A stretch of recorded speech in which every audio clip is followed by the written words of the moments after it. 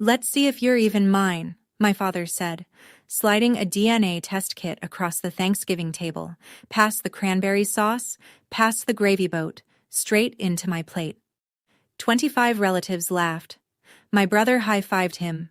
My mother stared at her wine glass like it held the answers to everything she'd been hiding for 30 years. I didn't cry. I didn't leave. I picked up the kit, looked my father in the eye, and said one word. Okay. 3 weeks later, the results came back. I emailed them to every single person at that table. My mother fainted. My father dropped his fork. Because the test proved I was his only biological child, and the golden boy he'd given everything to wasn't his at all.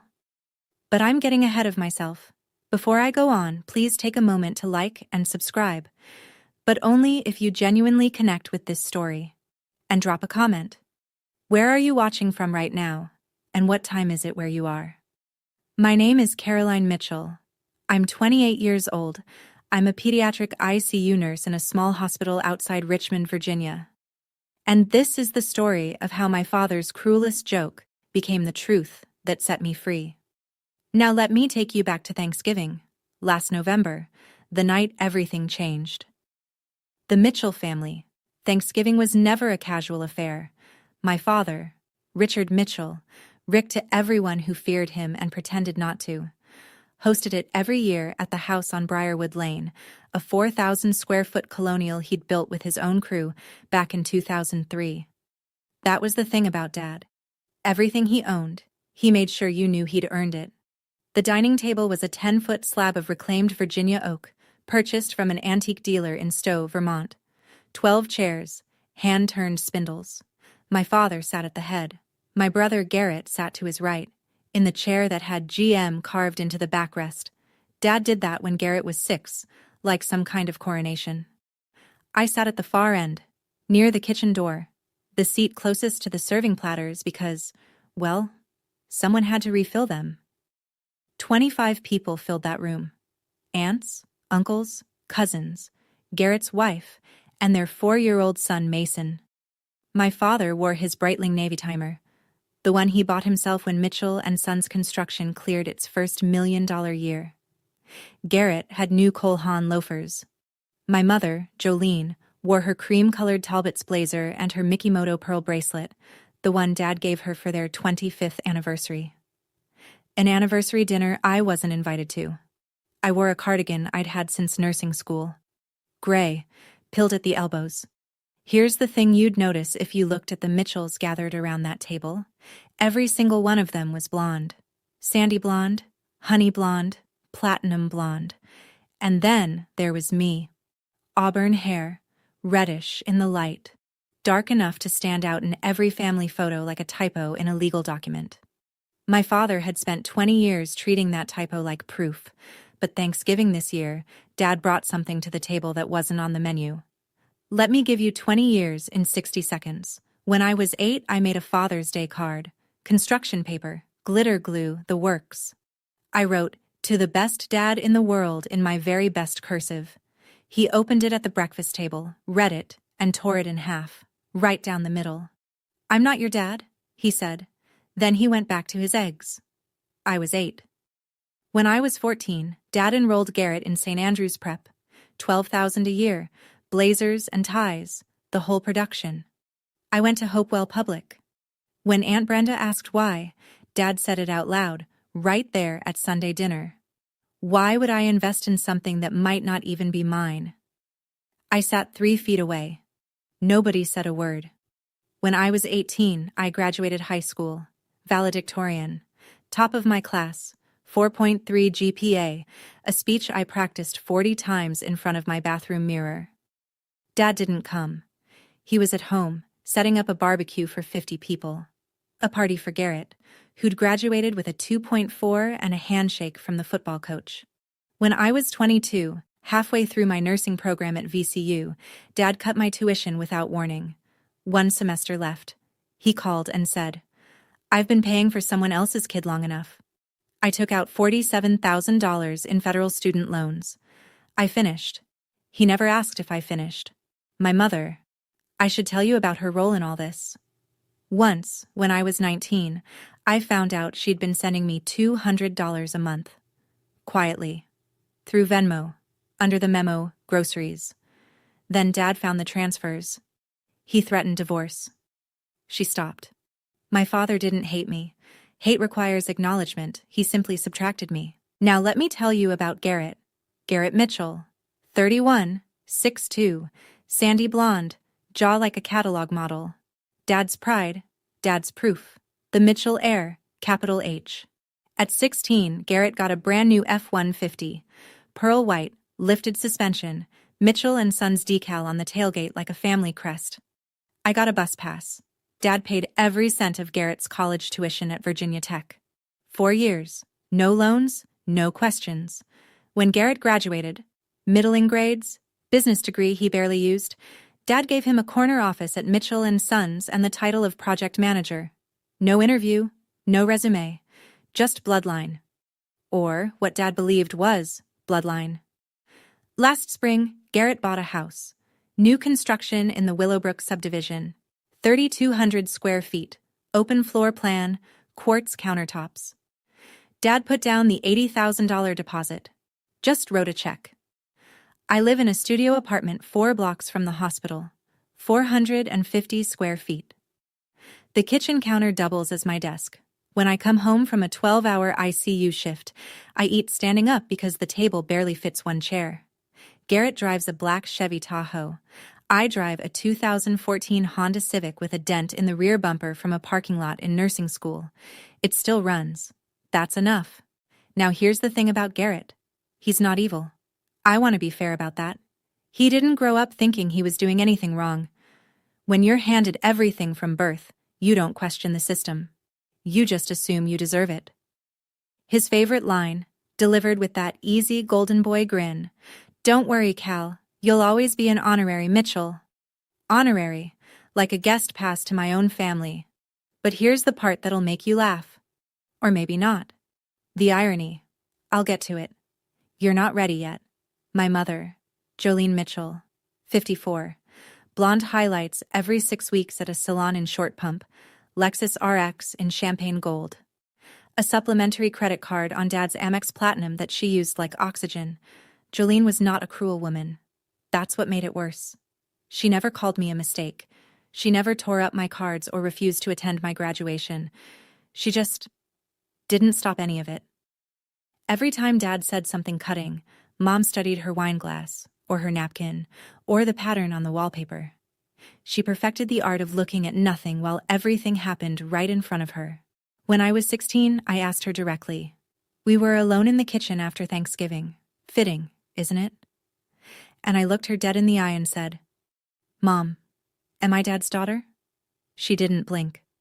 She set down the dish towel and she said, "Don't ask questions you don't want answers to." That sentence lived inside me for 12 years. I turned it over and over like a stone in my pocket, wearing it smooth, trying to figure out what it meant. Was she confirming Dad's suspicion? Was she warning me? Was she protecting herself? It took me 12 years to realize the answer was the third one. Mom lived well. The Briarwood house, the Lexus, the Mikimoto bracelet, the country club membership, the annual trip to Hilton Head. All of it depended on one thing, Rick Mitchell staying married to her. And Rick Mitchell would only stay married to her as long as certain questions stayed unasked. One evening, about a month before Thanksgiving, I stopped by the house to pick up a box of old family photos. Mom was on the couch, phone in hand, deleting a text thread. She closed it fast when she saw me. Too fast. I didn't ask who it was. Not then. Thanksgiving dinner, 8:17 p.m. The turkey had been carved. The wine was flowing. A Caymus Cabernet Dad always overpaid for because he liked saying the name. Garrett was telling a story about a job site, something about a concrete pour and a foreman who couldn't handle pressure. Dad laughed with his whole chest. Mom smiled on cue. I was passing the sweet potatoes when Dad stood up. He tapped his knife against his glass. The room quieted. 25 faces turned toward him, and I swear he looked like a man about to give a toast at his own coronation. "I got a little gift for Callie this year," he said. He reached under his chair and pulled out a box, white and green, a home DNA testing kit. He held it up so everyone could see, then slid it down the table toward me. It knocked against my water glass. "Let's see if you're even mine." The room erupted. Laughter. The loud, relieved kind that comes when people are uncomfortable, but choose the easy side. Uncle Dennis chuckled into his bourbon. Aunt Brenda looked away. Garrett slapped the table. "Savage, Dad." Jolene went white. I watched her fingers tighten around the stem of her glass until I thought it would snap. But she didn't say a word. She never did. I picked up the box. The room got quiet again. A different quiet. I looked at my father. His eyes were bright with amusement. He expected tears, I think. Or maybe a door slam. 20 years of data told him I'd crumble. "Okay," I said. "That's all. Just, okay." I put the kid in my bag. I finished my dinner. I said goodnight to Aunt Brenda. I drove home to my studio apartment, alone, in my dented Civic. And I sat at my kitchen counter and opened the box. It wasn't what I needed. A consumer ancestry kit tests ethnicity, not paternity. But it gave me the idea. That same night, I ordered a paternity test from an AABB-accredited laboratory. Real chain of custody, real results, results that mean something. I needed 2 samples. Mine was easy. A cheek swab, sealed, labeled. Rick's? He'd left something behind. On the chair where I'd been sitting, his monogrammed handkerchief. Linen. Initials RAM in navy thread. He'd used it to dab wine off his chin and tossed it aside without a thought. I sealed it in a plastic bag. Mailed both samples the next morning. Nobody knew. "You wanted the truth, Dad." So did I. The group chat lit up before I even got out of my scrubs the next morning. The Mitchell family group, 42 members, created by Dad 5 years ago, primarily used for holiday logistics and Garrett's construction updates that nobody asked for. That morning, it had a new purpose. Dad had posted a photo. It was me, from the night before, holding the DNA kit at the table. I don't know who took it. Someone's phone, angled from across the room. My face was half turned, mouth slightly open. I looked stunned. Vulnerable. His caption, "Let's see if the mailman left more than just letters." Garrett replied first. 3 laughing emojis. Then, "DNA, don't lie, Dad." Uncle Pete. "Oh man, Rick." Cousin Tara. A single. Which I guess counts as descent in the Mitchell family. Nobody said, "That was cruel." Nobody said, "Rick, she's your daughter." Nobody said anything at all that resembled defense. 42 people. 42 witnesses to a public joke about my parentage. And the only response was laughter or silence. I read it all at 2:47 a.m., sitting in the break room of the pediatric ICU, fluorescent light buzzing overhead. I'd just come off a code. A 3-year-old with RSV, touch and go for 40 minutes before we stabilized her. My hands still smelled like nitrile gloves. And there it was, on my phone, between a notification about my student loan payment and a weather alert. I screenshotted every message, every emoji, every silence. Dana Reeves, my coworker, my closest friend, the only person at that hospital who knew about my family. She saw my face when I put the phone down. She didn't ask what was wrong. She just looked at me and said, "Get the facts, Callie. Then let the facts do the talking." I locked my phone. I went back to my patient. The lab had my samples. The clock was ticking. 3 weeks before Christmas, my phone rang. Dad. No greeting. No warmth. Just, "Christmas is for family. You know where you stand." He hung up before I could respond. 16 seconds. I know because I checked the call log afterward, staring at it like the number might explain something the words didn't. Garrett texted an hour later. Classic Garrett, performing kindness while enforcing the verdict. "No hard feelings, Cal. It's Dad's house. His rules. Maybe next year things will be different." Then came Mom. Her message wasn't comfort. It wasn't an apology. It was, "Please don't make this worse." 3 messages from 3 Mitchells. Not one of them said, "This is wrong." Not one said, "I'm sorry." The only thing they agreed on was that my absence would make everyone's holiday more comfortable. So I spent Christmas Eve alone. I bought a small Douglas fir from the lot on Patterson Avenue. 4 feet tall, $60 I probably shouldn't have spent. I propped it on my kitchen counter, next to my laptop and a stack of patient charts. I made mac and cheese from a box. I poured 1 glass of wine, a $7 Merlot, not Caymus. And I sat in my one chair, and I ate. Outside, Richmond was cold and clear. Through the window, I could see the apartment building across the street, their windows glowing with colored lights and the shapes of people moving behind curtains. At 11:43 p.m., I opened my email. There it was. Subject line, "Your DNA test results are ready. Action required." From the lab, dated that afternoon. My thumb hovered over it. I could feel my pulse in my fingertips. I closed the email. Not yet. I finished my wine. I turned off the lights. I went to bed. The results would still be there in the morning, and so would I. January 6th. The email arrived at 9:14 a.m. from Richard A. Mitchell to Mitchell Family. Distribution list. CC, Caroline Mitchell. Subject, Estate Planning Update. Formal reading. January 18th. The body was short. Dad wrote the way he built houses. Blunt, load-bearing, no ornamentation. I've been working with my attorney Howard Pratt to finalize my estate plan. After careful consideration, I've decided that Mitchell assets, property, business shares, and financial holdings should pass exclusively to my biological children. A formal reading will take place January 18th at Howard Pratt's office, 10 a.m. Attendance is expected. Signature block, Richard A. Mitchell, Mitchell & Sons Construction, LLC, established 1998. Garrett replied, all within 4 minutes. Thanks, Dad, the right call. Nobody else replied, but I know they all read it. 42 people, 42 silences. He'd CC'd me, not BCC'd, CC'd. He wanted me to see it. He wanted me to know that this wasn't just a dinner table insult or a group chat joke anymore.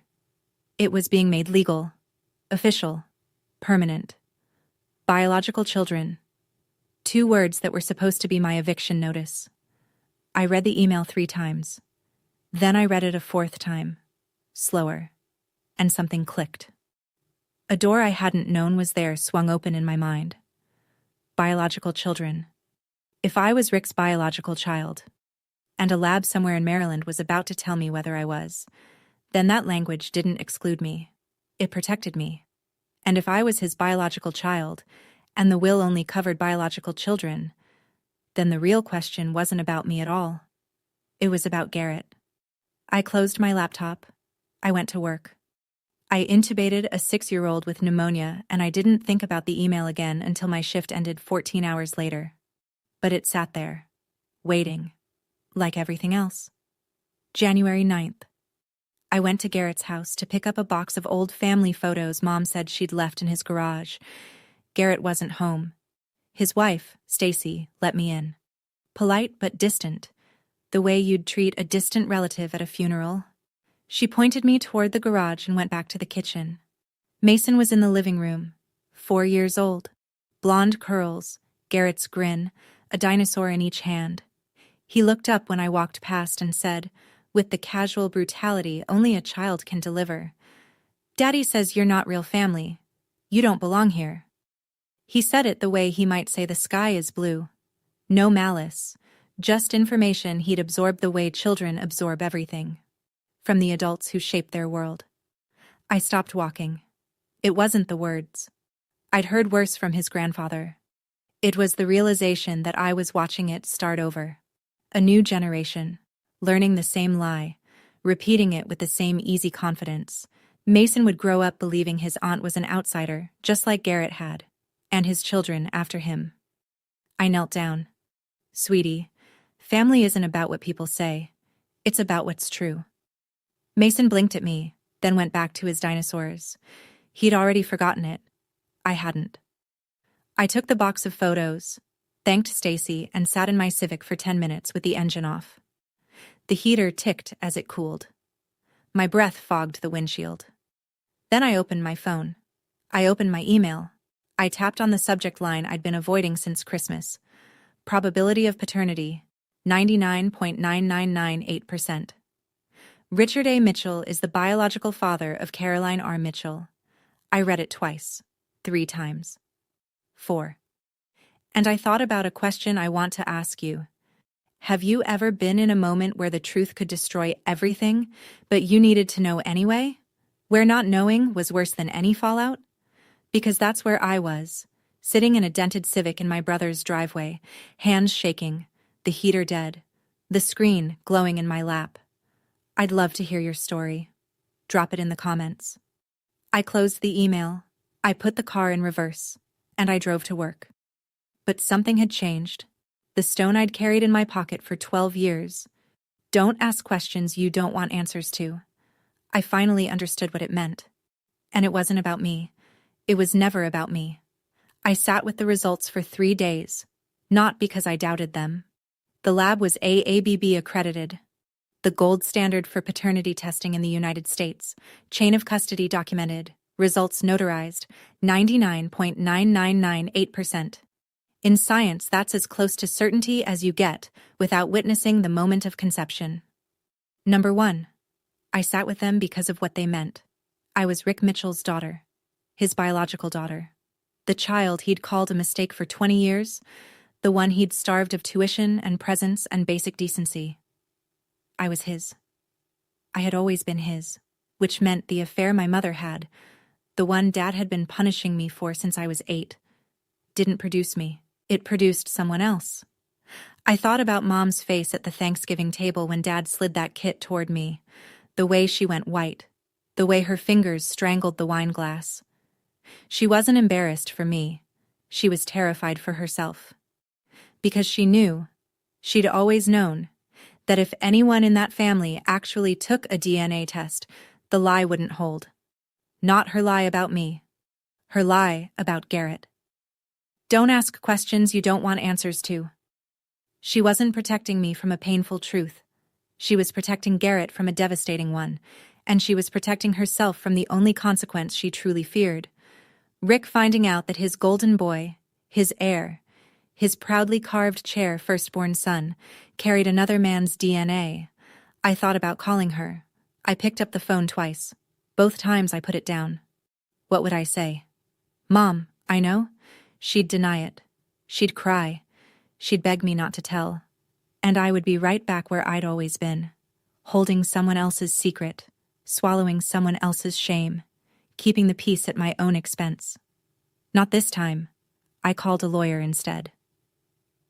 Margaret Foley's office was on Main Street in Mechanicsville, a narrow brick building between a barbershop and a CPA firm. Second floor, no elevator. Her desk was buried under case files and a half-eaten granola bar, and the bookshelves behind her sagged with Virginia estate law volumes thick enough to stop a bullet. I found her the way most people find lawyers these days. Google. Estate attorney, Richmond, Virginia. She was the third result.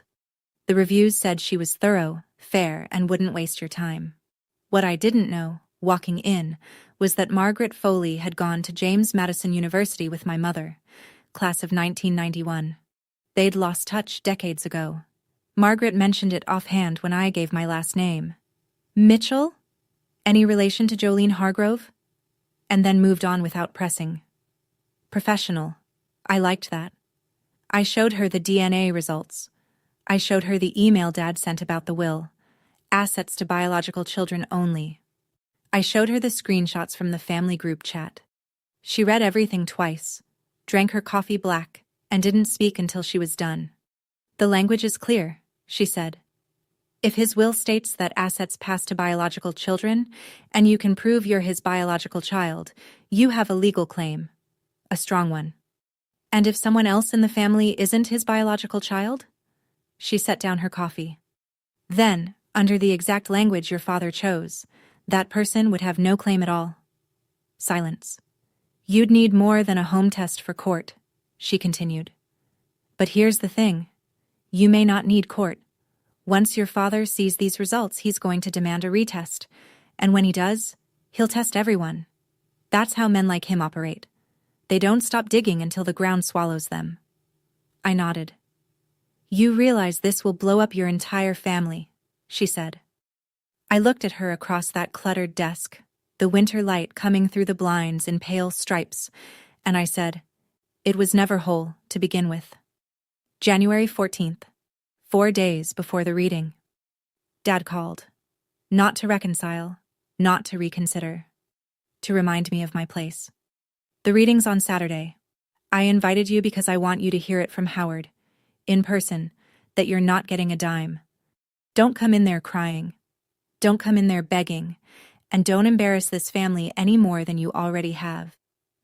I held the phone away from my ear and watched the seconds tick on the screen. He talked for 2 minutes and 11 seconds. I said 4 words. I'll be there, Dad. He hung up first. He always did. Garrett's text came 20 minutes later. Cal, just accept it. Dad's not going to change. Take the L gracefully. Take the L. Like my entire existence was a scoreboard. Then Mom. Her call came at 9 p.m., her voice low and shaky the way it gets after her second glass of Pinot Grigio. Caroline, please, just don't come. It'll be easier for everyone. Easier for everyone. The Mitchell family motto. I didn't respond to any of them. I put my phone on the charger, poured a glass of water, and stood at my apartment window looking out at the dark parking lot below. My Civic under the streetlight, the frost on the windshield. I was on break between shifts. In 6 hours, I'd be back in the ICU checking ventilator settings on a child who weighed less than my winter coat. I'd be calm, precise, necessary. I'd make decisions that mattered, measured in oxygen levels and heart rates and milligrams. And then in 4 days, I'd walk into a room full of people who'd spent my whole life telling me I didn't matter, and I'd let a piece of paper say what I never could. Dana was right. Let the facts do the talking. January 15th. 3 days out. I met Margaret at her office after my shift. She had the notarized copies ready. 3 sets of the DNA results, each in a sealed envelope, each bearing the lab's certification stamp and her notary seal. Clean. Official. The kind of paperwork that doesn't need a raised voice to make its point. I also pulled the draft will your father emailed, she said, adjusting her reading glasses. He CC'd you on it, which means it's not privileged. And there's something you should know. She turned her laptop toward me. This will hasn't been executed. No signatures, no witnesses. Under Virginia law, it's a statement of intent. Nothing more. Which means his previous will, the one filed 3 years ago, is still the operative document. What does the old will say? Standard language. Assets divided equally among my children. No biological qualifier, no DNA requirement. I leaned back. So, even if he tries to sign the new one, if he signs it, and it holds up to challenge, it says biological children only, and we both know what that means for you. She paused. Either way, Caroline, you're protected. The old will includes you. The new will, if he's foolish enough to sign it, includes only you. She let that sit. I drafted an email that night. Recipients. Every address in the Mitchell family distribution list. Attached. The DNA results. Subject line left blank for now. I saved it in my drafts folder and closed my laptop. Plan B. Just in case. The next morning, I did something I hadn't done in years. I went shopping. Not at a thrift store, not at Target. I drove to a consignment boutique in Carytown and bought a navy blazer, tailored trousers, and a pair of leather Oxford shoes. $140 total, more than I usually spent on clothes in 3 months. Dana helped me practice that evening. Not what to say, what not to say. You don't owe them an explanation, she told me over reheated hospital cafeteria soup. You walk in, you sit down, you wait for the right moment, and you put the envelope on the table. That's it. Let the paper talk.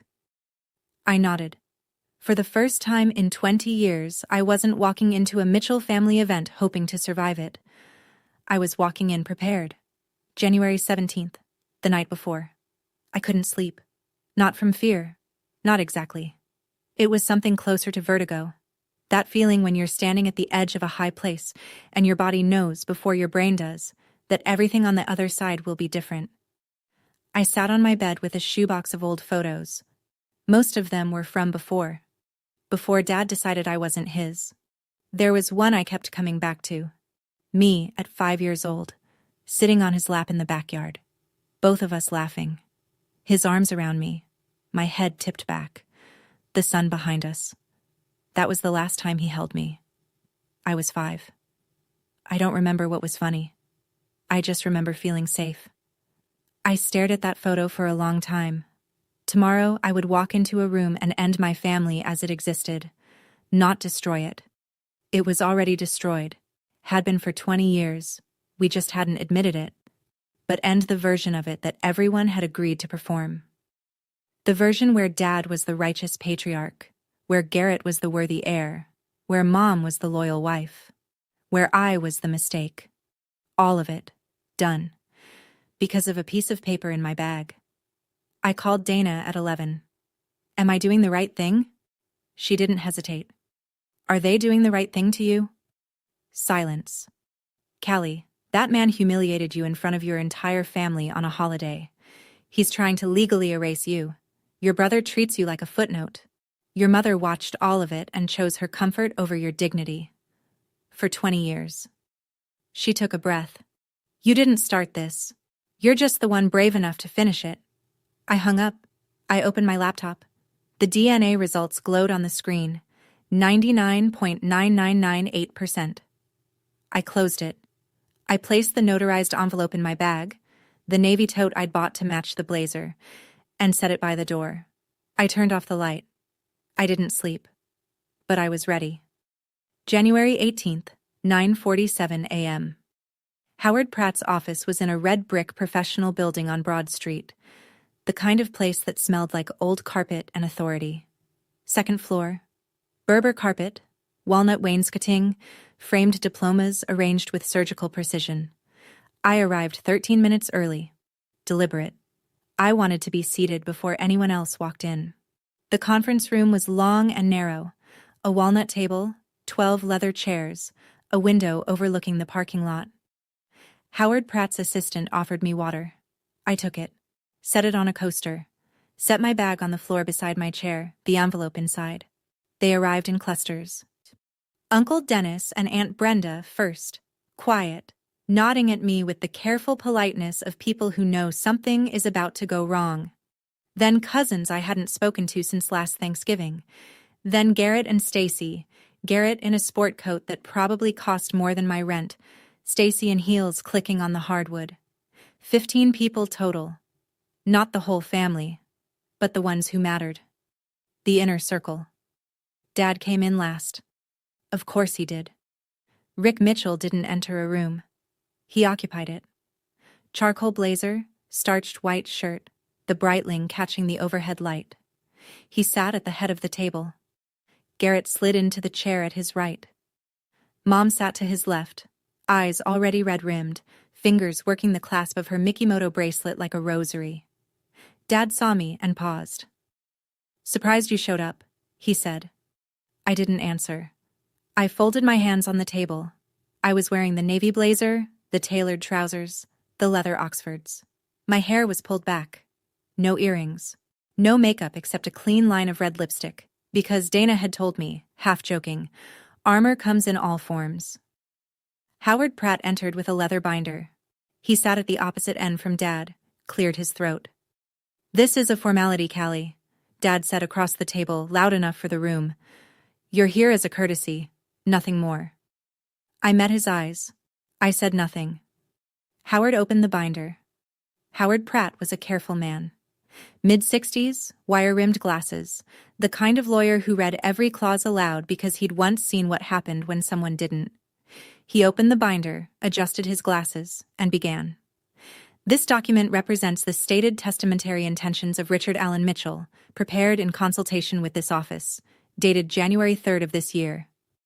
Skip the preamble, Howard, Dad said. Get to it. Howard glanced at him, then nodded. He flipped a page. Article 4, Section 1, Distribution of Assets. All real property, Business interests and financial assets held by Richard Allen Mitchell shall pass exclusively to his biological children, as verified by legally recognized documentation upon the date of his passing. Dad leaned back in his chair and looked at me. Not with anger, with satisfaction, the look of a man who's just nailed the final board on a fence. See? He said. Black and white. Garrett nodded. It's just business, Cal. A few relatives shifted in their seats. Aunt Brenda pressed her lips together. Uncle Dennis studied the grain of the table. Nobody spoke. Howard continued, detailing the breakdown: the Briarwood house, the Mitchell and Sons shares, the investment accounts, the life insurance. $3.2 million in total estimated value. All of it directed to biological children. The phrase repeated like a hammer stroke. Biological children, biological children, biological children. And every time he said it, Dad's chin lifted a fraction higher. When Howard finished, he removed his glasses and folded his hands. This document remains in draft form and requires execution, signatures, and witnesses to become legally binding. However, Mr. Mitchell wished to share his intentions with the family prior to finalization. He looked around the room. Are there any questions or objections? Silence. Dad smiled. The room exhaled. My hand moved to my bag. I have an objection. My voice came out steadier than I expected. Low, clear. The kind of voice I use at 3 a.m., when a ventilator alarm goes off, and a room full of panicking parents needs someone to be calm. Every head turned. Dad's smile didn't drop. It froze. Excuse me? Not emotional, I said. Procedural. I stood, walked to the conference room door, opened it. Margaret Foley stepped in. Gray pantsuit, reading glasses on a chain, a leather portfolio under her arm. She'd been waiting in the hallway for 11 minutes. We'd timed it. Who the hell is this? Dad said. My name is Margaret Foley. I'm an estate attorney licensed in the Commonwealth of Virginia, and I represent Caroline Mitchell. The room went very still. You hired a lawyer? Dad's voice pitched upward. Not angry yet, but close. The way a thunderstorm sounds before the first crack. For what? There's nothing to contest. You're not... Mr. Mitchell. Margaret's voice cut clean. Your draft will states that assets pass to biological children only. We'd like to submit documentation relevant to that clause. She nodded at me. I reached into my bag. My fingers found the envelope. Smooth, sealed, the notary stamp slightly raised under my thumb. I'd carried it for 3 days. It weighed almost nothing. It weighed everything. I set it on the table, centered, right between the water pitcher and the leather binder. 15 people stared at it. Mom's breathing changed. I could hear it from across the room. Shallow, fast, the way patients breathe when they know bad news is coming before the doctor opens their mouth. I looked at my father. You wanted to know if I was yours, Dad. You asked me at Thanksgiving. In front of the whole family, you gave me a DNA kit. You made it a joke. I pushed the envelope 1 inch toward him. I took the test. Here are the results. Margaret opened the envelope with the practiced calm of someone who'd done this 100 times. She removed 3 stapled pages, scanned the room, and read aloud. Paternity test conducted by Genelink Diagnostics, an AABB-accredited laboratory in Bethesda, Maryland. Test subjects: Richard Allen Mitchell, alleged father; Caroline Rose Mitchell, child. Samples received December 2nd. Analysis completed December 19th. She paused. The room was so quiet I could hear the furnace cycling through the vents. Conclusion: based on analysis of genetic markers, the probability of paternity is 99.9998%. Richard Allen Mitchell is the biological father of Caroline Rose Mitchell. She set the paper down. Dad stared at it like it was written in a language he'd forgotten. His mouth opened, closed, opened again. That's not possible. The lab is federally accredited, Margaret said evenly. Results are notarized. Chain of custody is documented. I have 2 additional certified copies if you'd like your own attorney to review them. Garrett shot forward in his chair. She faked it. She had to have faked it. There's no way. Mr. Mitchell. Margaret didn't raise her voice. She didn't need to. AABB accreditation is the standard used by U.S. courts for paternity determination. These results are as reliable as a test ordered by a judge. Garrett's mouth worked, but nothing came out. Mom hadn't moved. Her hands were flat on the table. Her eyes were fixed on the paper. Her face, I'll never forget this. Her face held the expression of a person watching a building collapse in slow motion, knowing they were inside it. Dad turned to Howard Pratt. Howard, can she do this? Howard removed his glasses. Rick, the results appear legitimate. I'd recommend. I didn't ask for a recommendation. Mr. Mitchell. Margaret folded her hands.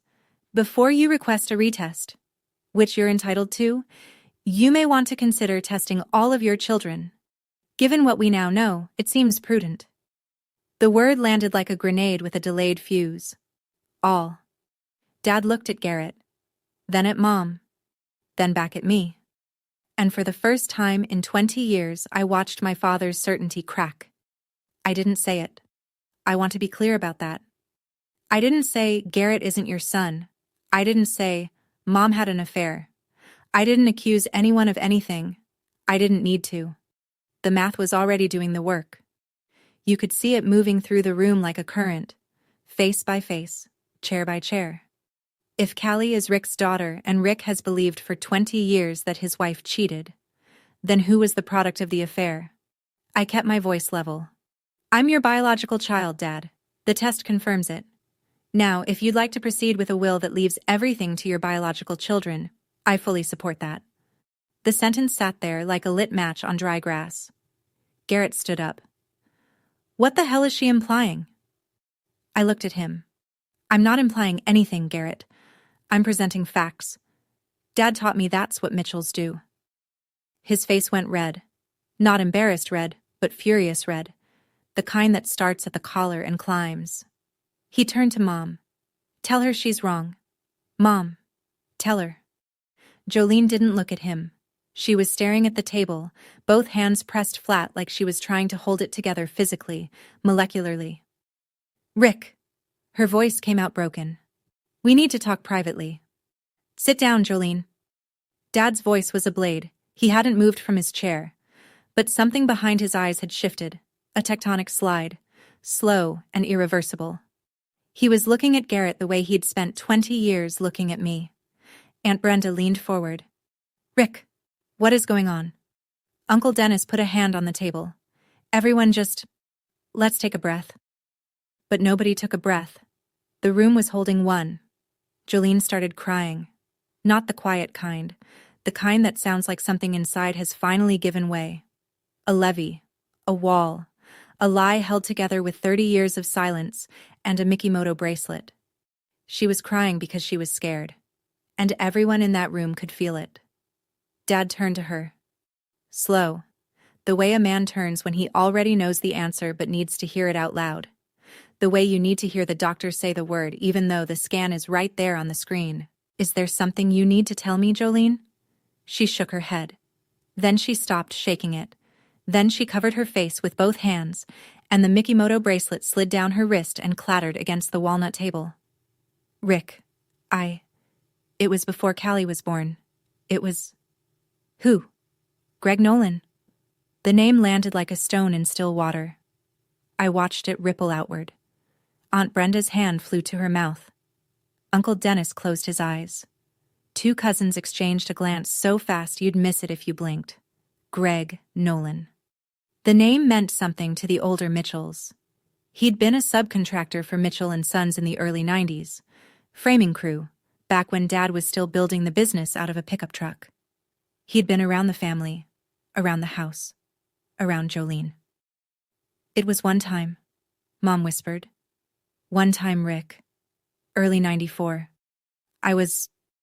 You were gone for 3 months on that Chesapeake Bay project, and I was alone. And early 94. Dad's voice was flat, mechanical. He was doing the math. Everyone was doing the math. Garrett was born in October of 1994. The room understood before Garrett did. I could see it in their faces. The slow, awful dawning, the way people look when they realize a story they've believed their whole lives was built on sand. Garrett stared at Mom. "What are you saying? Mom? What are you saying?" She couldn't look at him. She couldn't look at any of us. Her head dropped, and her shoulders folded inward, and she whispered, "I'm sorry. I'm so sorry." Dad's fist hit the table. Not hard enough to break anything. Hard enough to rattle every glass. "Greg Nolan?" His voice cracked on the name. "The guy who poured my foundations?" Nobody answered. Nobody could. Garrett was standing now, both hands on the table, leaning forward like a man bracing against a wave he couldn't see. "No." His voice was high, tight, stripped of every ounce of golden boy ease. "No, that's a lie. Dad, tell her she's lying. Tell her." Dad didn't tell her anything. He was looking at Garrett. Really looking. Maybe for the first time in 31 years. And I watched something shift behind his eyes. The same narrowing, the same cold appraisal, the same suspicion he'd aimed at me across dining tables and holiday dinners and group chat captions for 2 decades. He was measuring Garrett the way he'd always measured me. "I'm your son," Garrett said. "I look just like you. Everyone says, 'Dad, everyone says I look just like you.'" Dad's voice came out quiet, almost a whisper. "You look like Greg." Garrett flinched like he'd been struck. And the room did something I'll never forget. Every set of eyes moved to the framed family portrait hanging on Howard Pratt's wall. Not our portrait, Howard's. But it didn't matter because the Mitchells were all picturing the same image. The Christmas card photo from 2019, the one Mom sent to 150 people. Rick, Jolene, Garrett, all blonde. And me, the auburn-haired girl standing slightly apart, like she'd been photoshopped in from a different family. Except now the picture read differently. Aunt Brenda was the one who said it.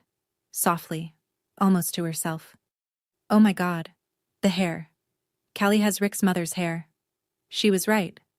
Grandma Elaine Mitchell, Dad's mother, who passed when I was 3, had auburn hair. Dark red, almost mahogany. I'd seen it in photographs but never made the connection because nobody had ever let me make it. Nobody had ever said, "You look like your grandmother, Callie." That line was reserved for Garrett. "You look just like your dad." Except he didn't. He never had. The room was unraveling. Garrett shoved his chair back and paced to the window, hands clasped behind his neck, breathing hard. Stacy reached for him. He pulled away. Mom was slumped in her chair, barely conscious. Aunt Brenda had one arm around her, fanning her face with a legal pad. Howard Pratt sat perfectly still, pen frozen above his binder, the face of a man watching his billable hour turn into a bonfire. Dad hadn't moved. He sat at the head of the table with his hands flat on the walnut surface, staring at the DNA report like it was a mirror showing a face he didn't recognize. I stood up. Not fast, not dramatic. The way I stand up in the ICU when I have information a family needs to hear. Steady. Present. "Dad." He didn't look up. "For 20 years, you called me a mistake. You tore up the Father's Day card I made when I was 8. You didn't come to my graduation. You cut my tuition and let me take on $47,000 in loans. You posted about me in the family group chat like I was a punchline. You handed me a DNA kit at Thanksgiving in front of 25 people and dared me to prove I belonged." I paused. "And now that kit, your joke, proves that I was your only biological child this entire time. The daughter you threw away was the one who was real, and the son you gave everything to." I stopped. Because I'm not cruel. Because Garrett was at the window and his shoulders were shaking, and whatever he was, whatever he'd done, he didn't choose this any more than I did. "I didn't come here to take anyone's money," I said. "I didn't come here for revenge. I came here because you summoned me. You wanted the truth read out loud in front of the family. So here it is." I looked at him, at the Breitling on his wrist, at the hands that built a company and tore up a child's card with equal ease. "I don't need your money. I don't need your name. I just needed you to know that your cruelest joke told the truth you were too afraid to find." I sat down. The room was silent except for my mother's quiet sobbing and the sound of the furnace cycling through the vents. Nobody looked at my father. Everybody looked at me. Aunt Brenda moved first. She stood up, slowly, like a woman who'd just made a decision she should have made a long time ago, crossed the room and put her arms around me. Not a polite hug. A real one. The kind that says I see you and I'm sorry without using either phrase. I should have said something years ago, she whispered against my shoulder. I watched him do this to you, and I said nothing. I'm sorry, Callie. Uncle Dennis cleared his throat. He was looking at Dad, and his expression wasn't sympathy. It was something harder than that. Rick, what have you done? Dad didn't answer. Cousin Tara, the one who'd sent the single grimacing emoji in the group chat, stood up and walked to my side of the table. She didn't say anything. She just stood there, next to Brenda, next to me. A quiet vote. Others followed. Not all of them. Some stared at the table. Some studied their phones. But enough of them, 5, then 6, then 8, shifted their weight, their chairs, their attention toward the end of the room where I sat. The end near the door, the end near the kitchen. The seat I'd been assigned my whole life. Howard Pratt closed his binder.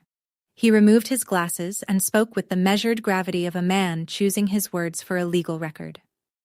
Mr. Mitchell, I strongly advise you to postpone any further action on this estate plan until the relevant facts can be independently verified. The document as drafted is no longer straightforward. That was Howard's way of saying, you wrote a will to punish your daughter and it just became the instrument of your own undoing. Garrett was already gone. He'd slipped out during Brenda's hug, Stacy's heels clicking behind him down the hallway. I heard the front door of the building open and shut. Mom was being helped to her feet by Brenda and a cousin whose name I should remember but don't. Her mascara had run in 2 dark lines down her cheeks. She looked at me once, just once, as they guided her past my chair. She didn't say anything, but her eyes said everything. I'm sorry. And you were never supposed to find out. Dad sat alone at the head of the table.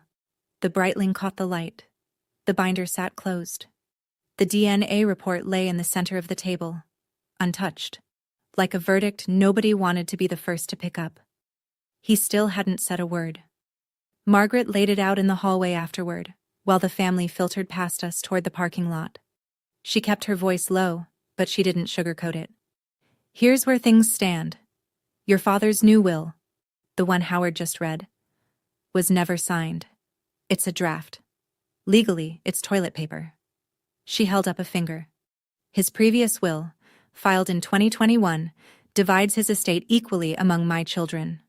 No biological qualifier. That will is still operative.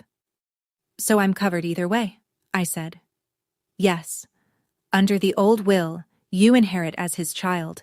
If he's stubborn enough to sign the new one, biological children only, you inherit as his only biological child. He built a cage and locked himself inside it. She glanced toward the parking lot where Garrett's Tahoe was pulling out fast, tires barking on cold asphalt. What about Garrett? That depends on your father. Under the new draft, Garrett has no claim. He's not a biological child. Under the old will, he's listed as a child, which is legally sufficient unless someone challenges it. I won't challenge it. She nodded. There's another option. Your father could formally adopt Garrett. Adult adoption is legal in Virginia. Straightforward petition. No age limit. It would restore Garrett's legal standing as Rick's child for inheritance purposes. But it would be public. It would be on record, yes, and Garrett would need to consent. I leaned against the brick wall and watched my breath cloud in the January air. Across the lot, Aunt Brenda was helping Mom into her Lexus. Uncle Dennis stood by his truck, hands in his pockets, staring at the ground. 15 people had walked into that room believing one story. They'd walked out carrying a different one. And the man who'd authored both versions was still sitting inside, alone, at the head of an empty table. Margaret. Thank you. She shook my hand, firm, professional. You didn't need me, Callie. You just needed the truth to have a witness. I went back inside. The conference room was empty, except for Dad. Howard had left, tactfully, I'm sure, with a brief and billable goodbye. The leather binder was gone. The water pitcher was still there, condensation pooling on the walnut. Dad sat at the head of the table. His hands were in his lap now. The Breitling had slid down his wrist loose, like he'd lost weight in the last 30 minutes. His eyes were red but dry. He wasn't crying. I don't think Rick Mitchell had cried since Reagan was in office. I sat down across from him. Not at the far end. Not near the kitchen door. I pulled out a chair 2 seats away and I sat, and I waited. It took him almost a full minute. Did you know? He finally said. Before the test. Did you know about Garrett? No, I said. I just didn't run this time. He nodded. Slow, like the motion hurt. Another silence.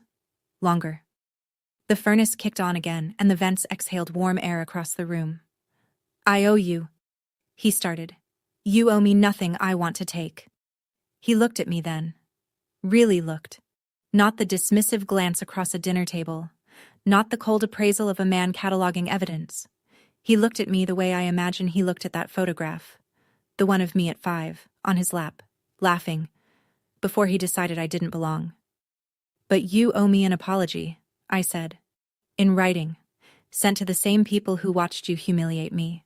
The group chat, the email list, every person who laughed at that DNA kit joke. He opened his mouth. I'm not asking you to love me, Dad. I'm asking you to correct the record. He closed his mouth. He stared at the table. I stood up, collected my bag, and walked out of Howard Pratt's office into the January cold.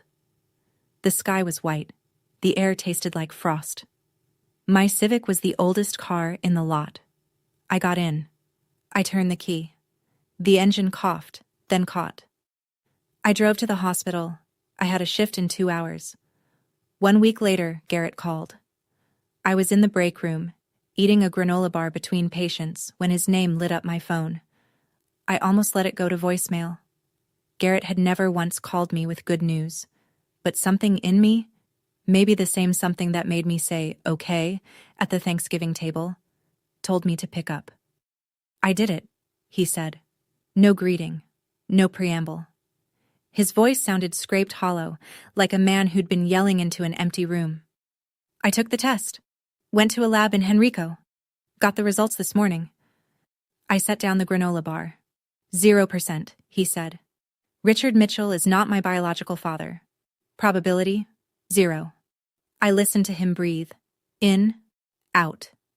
The sound of a man recalibrating 31 years of identity in real time. Did you know it was me? He asked. When you walked in there with that envelope. Did you know? No. I only knew it was me. Silence. I called you Honorary Mitchell your whole life, he said. His voice cracked on the word honorary. I said it like a joke. Every Thanksgiving, every Christmas you were allowed to attend, and I'm the one who... He didn't finish. You're still my brother, Garrett. That hasn't changed. How can you say that? After everything Because it's true. We didn't choose this. Either of us. I heard something on the other end that I'd never heard from Garrett Mitchell in 31 years. He was crying. Not the frustrated, angry kind. The kind that comes when the scaffolding falls and you realize the building you were standing on was never there. And you know what? I want to ask you something.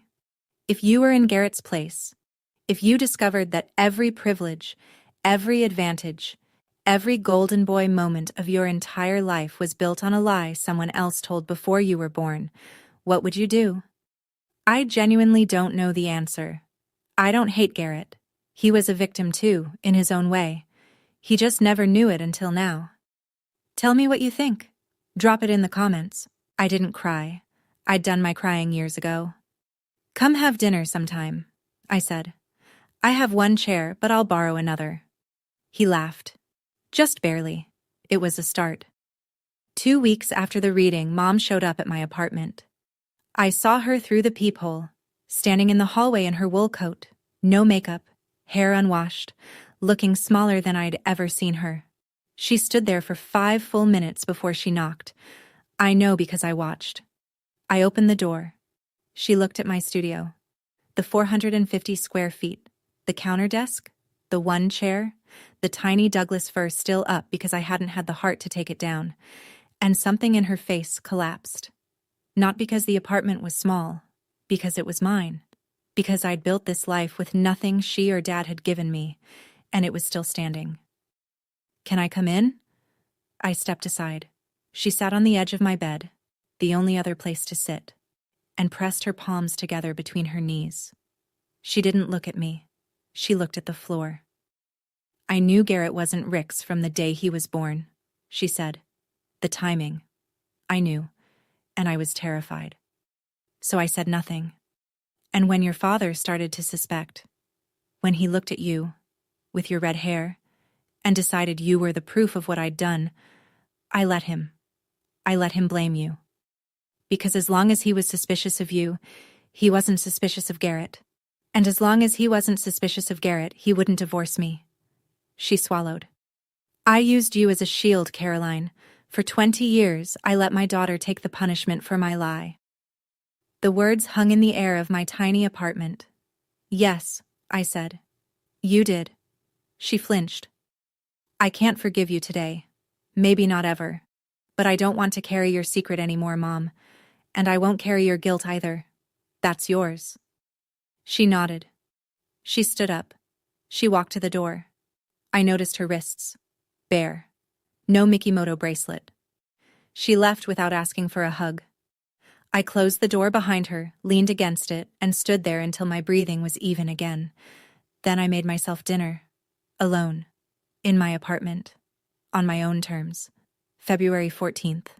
Valentine's Day, of all things. The universe has a strange sense of timing. I was eating lunch in the hospital cafeteria. Chicken sandwich, orange juice, fluorescent lights, the usual. When my phone buzzed. Email notification. From Richard A. Mitchell. Subject. To my family. Recipients. The Mitchell family distribution list. All 42 members. The same list he'd used to share the DNA kit photo. The same list he'd used to announce the will. I opened it. To my family, I have spent 20 years treating my daughter Caroline as though she did not belong. I called her a mistake. I denied her opportunities I freely gave to others. I humiliated her publicly on multiple occasions, most recently at Thanksgiving, in front of people she had every right to feel safe around. I was wrong. Caroline is my biological daughter. She has always been my biological daughter. The doubt I held was unfounded, and the damage I caused because of it is something I will have to live with for the rest of my life. She did not ask for money. She did not ask for the business. She asked for one thing, a public correction. This is that correction. Caroline, you were never a mistake. I was. Richard A. Mitchell. I read it twice. The cafeteria noise, trays clattering, someone's phone ringing, 2 nurses arguing about a shift swap, continued around me like nothing had happened. Dana slid into the seat across from me. She'd seen my face. "What is it?" I turned the phone toward her. She read it. She looked at me. "You okay?" I thought about it. Really thought about it. Not the reflexive, "I'm fine" you give when someone asks during a hard week, but an honest inventory. 20 years of subtraction. 1 Thanksgiving. 1 envelope. 1 piece of paper that said what my father couldn't. "I'm free," I said. Dana nodded. She didn't push. She just sat there with me, eating her own terrible cafeteria sandwich under the same fluorescent lights, in the same break that would end in 12 minutes. It was the most ordinary moment of my life, and it was enough. Margaret called in early March. "Your father wants to revise the will. New language. Assets split equally between you and Garrett. He's filing a petition for adult adoption. Garrett agreed to it. Virginia courts process these in a few weeks. It'll restore Garrett's legal standing as Rick's child for all purposes." "Good," I said. "There's also the question of your share. Roughly $800,000 to $1.6 million, depending on valuations. Your father wants you to have it." I was standing at my kitchen counter, the same counter where I'd eaten Christmas dinner alone, where I'd opened the DNA kit, where I'd drafted an email that changed my family. the counter that doubled as my desk, my dining table, my life. I want it converted into an endowed scholarship fund, I said, for nursing students from low-income families. Accredited BSN programs, renewable for 4 years, no strings. Name it the Mitchell Nursing Scholarship. Silence on the line. You're sure? Margaret said. I didn't fight for the inheritance. I fought for the truth. The truth was always enough. She paused. I'll draft the paperwork. I signed the documents on a Tuesday evening at my kitchen counter. The same pen I use for patient charts. The same table. The same 450 square feet. Somewhere out there, a 20-year-old nursing student who grew up being told she wasn't enough, who worked doubles and borrowed money and kept showing up anyway, would get a letter one day telling her that someone believed in her future, that someone had once been in her exact position and made it through. She wouldn't know my name. That was fine. I didn't need anyone to know my name. I just needed someone to get the chance I almost didn't. April. The first warm Saturday in months. The kind of Virginia evening where the dogwoods are blooming and the air smells like cut grass and the light stays golden until almost 8. I hosted dinner. My studio apartment.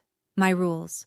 6 people around a second-hand pine table from IKEA, the one I'd bought to replace the counter eating. No chairs had initials carved into them, no assigned seats, no hierarchy. Dana sat to my left, already arguing with my neighbor, Mrs. Patterson, 72, widowed, the woman who'd left soup outside my door every Tuesday since I moved in, about whether cornbread should have sugar in it. 2 nurses from the ICU, Marcus and Lee, were debating something about ventilator protocols with the same passion other people reserve for football. Margaret Foley had sent a bottle of wine with a note, "For the table, MF." And at the end, in a borrowed folding chair, was Garrett. He'd called the week before.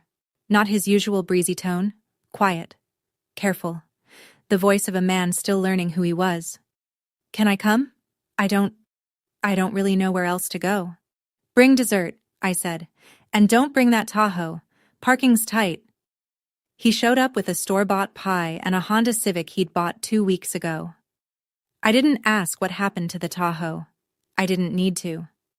I sat at the head of the table. Not because I was important, because it was closest to the stove, and the pasta needed stirring. Dad wasn't there. We weren't there yet. Maybe we'd never be. But on my refrigerator, held up with a magnet from the hospital gift shop, was a piece of construction paper. Faded, torn down the middle, taped back together with care. To the best dad in the world. I'd kept it. All these years, I'd kept it. Not for him. For the 8-year-old girl who made it. She deserved to know it survived. I looked around my table. Dana laughing. Garrett listening. Mrs. Patterson winning the cornbread argument. The evening light coming through the window. Warm and gold and ordinary. Family isn't blood. Family isn't a name on a will. Family is who stays when the truth comes out. And for the first time in my life, every person at my table had chosen to be there. That was enough. That was everything. Thank you for staying until the end. If this story touched something in you, if you've ever been the one overlooked, underestimated, or erased by the people who were supposed to love you first, I want you to know, your worth was never theirs to decide. If you connected with this, please hit like, subscribe, and turn on notifications so you don't miss what's coming next. There's another story waiting for you. Check the link in the description. It might be exactly what you need today. Until next time, take care of yourselves, and take care of each other.